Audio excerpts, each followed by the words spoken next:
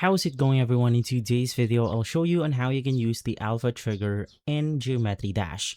So this is really unique because there's a certain use in alpha triggers. Now, let's say that your level works similar to this one, on which I'll open the door and maybe you want to edit the opacity of the doors after simply opening it.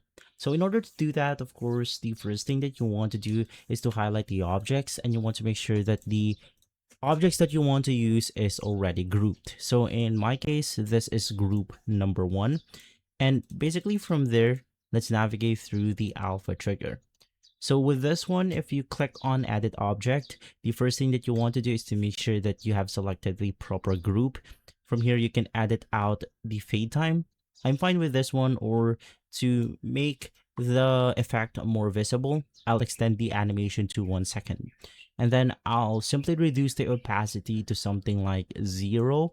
And then if we click on OK, and if we pass through the trigger point right here, the blocks that have been selected will then be reduced with opacity.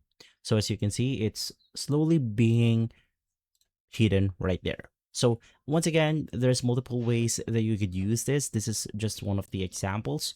But if this video has been helpful, leave a like, subscribe, and follow us for more videos like this. Thanks for watching.